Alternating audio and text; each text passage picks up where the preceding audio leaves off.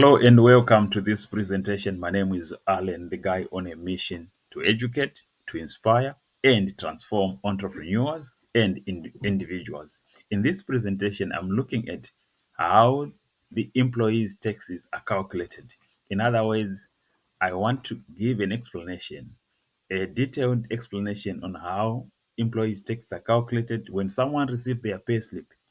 This is what happens on the back end or in the background before you receive your pay slips. These are the calculations that would have been applied, or when you receive your IRP5 certificate at the end of the tax year. These are the calculations and the formulas that SARS would have applied. So, without further ado, allow me to say the information, the content that I share on these platforms are only for educational purposes and cannot be utilized as official advice or official consultation. So, let me now get into serious business. Now, I want to try and break down this presentation in such a way that even the layman can understand. I want to explain it as if no someone has not been exposed to this animal that we are trying to dissect here. So I'll give steps. I'll also give a detailed example and follow the steps one by one. So the video might be a little bit longer, but I think it's necessary so that everyone can be able to look at their payslip and calculate their own taxes as long as they understand the components and the variables on the payslip. So these are the steps in our formula that we need to follow. Step number one, gather all the gross income, everything that the person has earned. We need to add it up and know how much the person has earned or how much is the person expected at least to earn if you are still at the beginning of the tax year.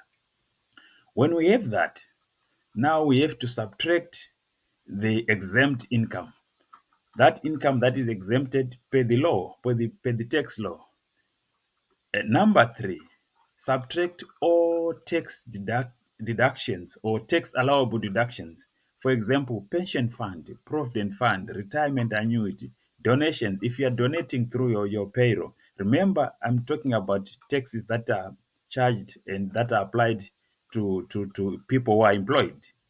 So that's why I'm referring to payroll. So if you are donating through the payroll, if there is retirement annuity, if there is provident fund, those are called tax deductibles. So you deduct those from your gross income, and what you'll be left with is called a taxable income. Now, this is where the tax tables are to be applied. This is where tax is to be applied. That's why it's called taxable income. Number five, we go now and look at the SARS tax tables. The tax tables will tell us the tax brackets, will tell us the amounts that lie within a certain tax bracket. The tax fixed amounts of tax that are within the certain brackets are provided. The gross income that is applies to a certain tax bracket is also uh, provided by the tax tables. The tax tables also give us tax rebates. They also give us the age of individuals that are and how they are supposed to be taxed. Beyond that, we also have medical tax credits that are also uh, uh, shown on the tax tables. So I will give more detail on the tax tables, and I'll also present a sample of a tax table so that we can really understand how it operates and how it works. Now, as we proceed, we then, after applying our tax tables and determining the annualized income of the person, then we look at the uh, deducting the tax rebates. We now deduct the tax rebates that are applicable to the person depending with their age. People who are below the age of 65, they have their own rebates. People below the age of 75, they have their own rebates, and so on. Uh, I'll share more details on that now. So after doing that, we go to the step number 7. We divide the annual income by 12 in order to determine the monthly income. Remember, the SARS tax tables are given as annual figures. So we want to calculate tax annually, then bring it down to the monthly figures. So it is important to understand that. So dividing by 12, we are now bringing down the annual figure that we would have calculated to bring it down to a monthly figure. Right, let's proceed. Here is an example of the 2025 tax year uh, tax tables. So, if you look at the tax tables and tax rate, when someone is earning an income of zero, from zero income to 237,100, that person will be taxed at 18%. Now, interesting. Let's look at the next bracket. If you look at the next bracket, it's starting at 237,100. 101 rand, sorry. 237,101 rand, which is now the second bracket. Upper limit of that bracket is 270,500. Now, if you look at the difference between those two brackets, the second tax bracket has a fixed amount of annual tax that is already applied before anything is done, before any calculation is done. If someone's income is within that second tax bracket, then there is a fixed annual tax that the person is supposed to be paying, which is 42,678. Now, the interesting part is the second part where it says plus 26% of anything above 237,100. In other words, we are saying the 42,678 is fixed for that bracket. Anything over and above the upper limit of the previous tax bracket is then multiplied by 26%. So in this case, the upper limit of the previous bracket is 237,100 rand. Now, let's proceed. So that is how it's applied from 18% up until we get to 45%, depending on one's income. The more you earn, the more you get to be taxed. All right. Now, these are the rebates that I've been talking about earlier. We have a primary rebate of 17,235 rand, which is applicable to everyone who is under uh, 65 years. So what a rebate does, it simply reduces one's tax. That is. Then let's go to the secondary rebate. Secondary rebate is applicable to people who are now above 65 to 74 years. So if someone is 65 years, or let's rather say 74 years, they will receive the first primary rebate, which is for everyone, and they will also receive that secondary rebate. If they are above 75 years, they will have all the three rebates. Now, medical tax credits. For everyone who is contributing to a medical aid, they receive what are called medical aid tax credits. The main member will receive 364, rather, not 3,364 rand. Uh, the dependent, first dependent, will receive a credit or medical aid credits that are applicable to the first dependent is 364. Then everyone else that follows, the medical tax credits are 246. Say a family of 5 people, the father, the mother, and 3 children.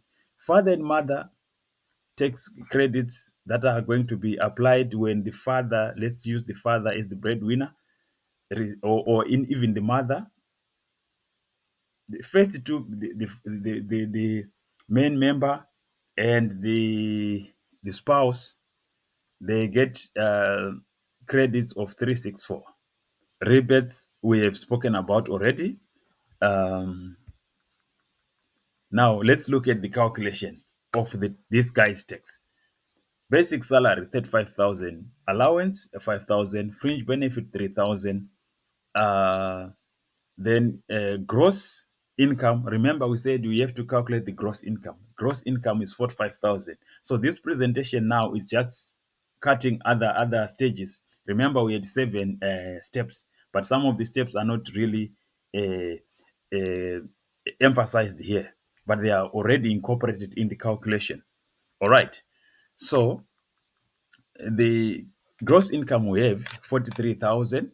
From that 43,000, now we deduct what are called allowable deductions. Pension fund is an allowable deduction. We deduct the 7.5%. The guy is contributing, remember, 7.5% to medical aid.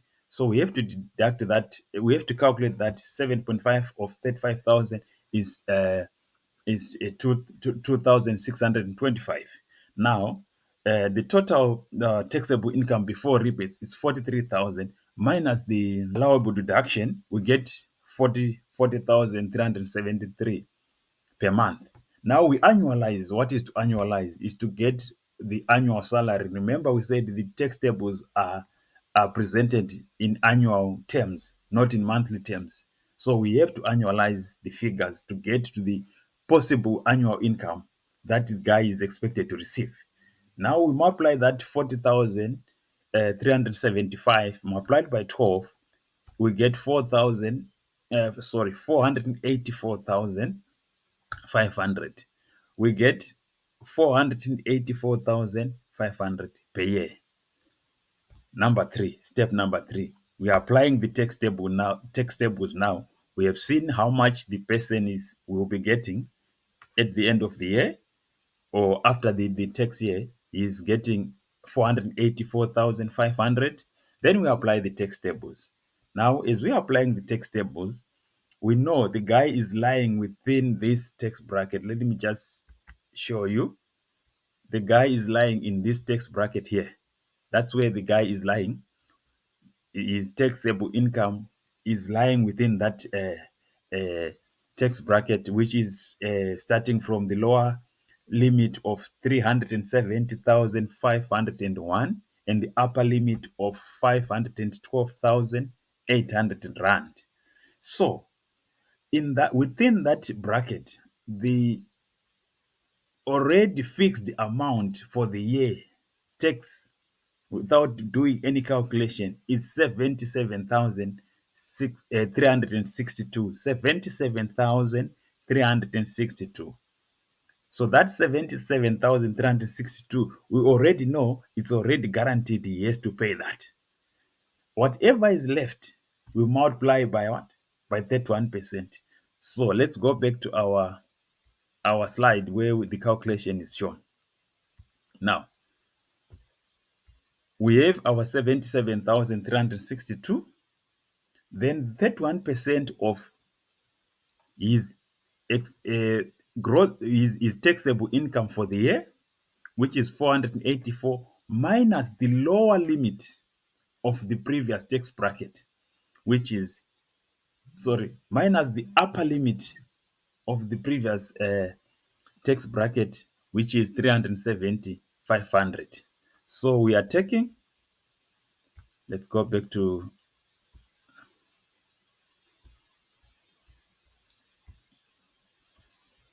we subtract that one.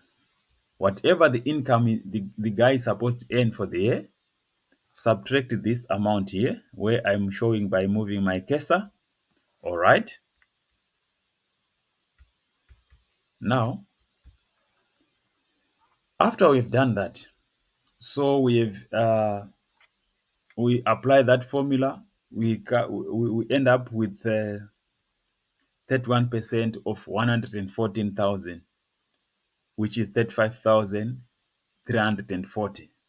Bring down our fixed tax for the bracket, which is 77,362 plus 35,340. We combine the two together. After combining the two together, we now have the yearly tax of 112,702. Now, we have to bring that to a monthly tax, because tax is being paid monthly. We take that amount, 112,702, divided by 12, because we have 12 months in a year. We get 9,371.83. Now we apply the rebates and the credits. Remember, we have a primary rebate for everyone. Our primary rebate is 17,235 per year. But we must divide that by 12 to get the monthly rebate. So our monthly rebate is 1,436.25. Then we have our medical aid tax credits. Remember, we have two people. We have the main member and one dependent. So it's 364 plus 364. We add the two, we get 728. 728 together with the primary rebate, we subtract from the monthly tax that we have calculated at stage 3, we get our total taxable, our total tax, not our total tax of 7,227.58. That is how the tax is calculated. So once someone gets their salary, they know this is a fringe benefit, this is just normal income, this is exempt. As long as one knows that, they should be able to apply this formula and calculate their own tax. Please, if you find this information helpful, if you find it informative, if you find it interesting, please consider subscribing, liking, and sharing, so that whenever we produce such content and such information, you will be the first one to be informed and you will be the first one to be notified. Thank you.